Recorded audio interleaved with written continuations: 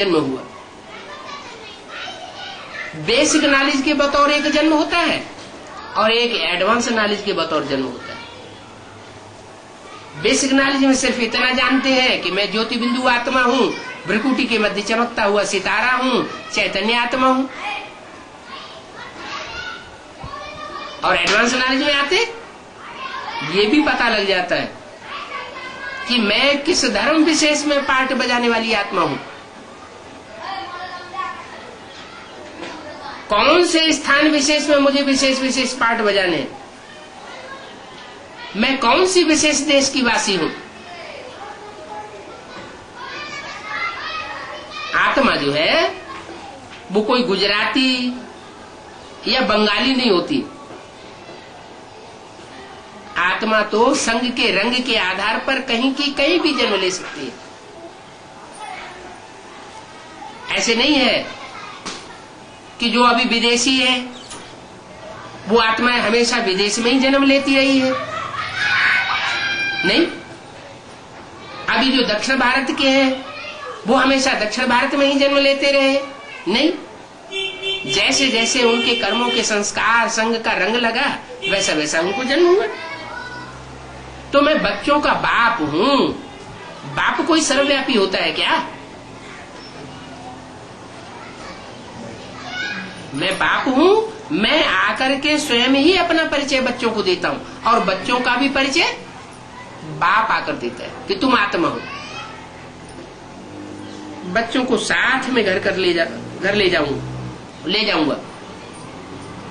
क्या ऐसे नहीं कि ब्रह्मा का शरीर छूट गया तो मैं वापस चला जाता हूं, परमधाम में जाकर के बैठ जाता हूं, या परमधाम से फिर सूक्ष्म पतनवासी ब्रह्मा के तन में आता रहता हूं।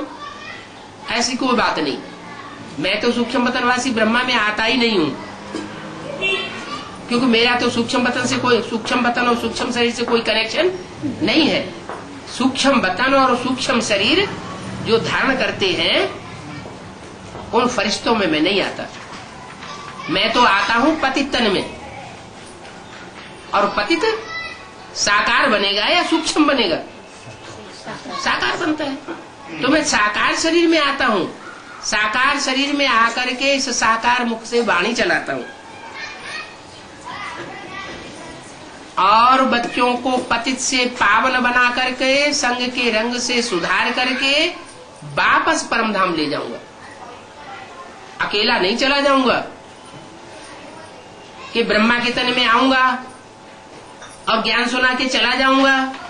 नहीं, बच्चों को वापस लेकर जाता हूं। कौन सा चित्र बना हुआ है? वापस ले जाने वाला कोई चित्र बना हुआ है? कौन सा? झाड़ के चित्र में शिव शंकर भोलेनाथ का चित्र बना हुआ है कि सब आत्माएं उनके साथ वापस जा रही है। आत्मा बिंदु बिंदु दिखाती है। इसका मतलब ये नहीं कि हम बिंदु बन के जाएंगे, शरीर छोड़ देंगे। नहीं,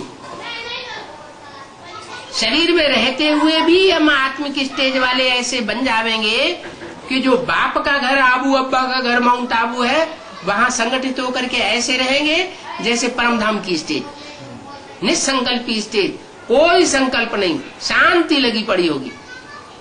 दुनिया में एटम बम फट रहे होंगे, अशांति मच रही होगी और हम बच्चे आसमानी शांति में आराम से बैठे होंगे, कोई परवाह नहीं।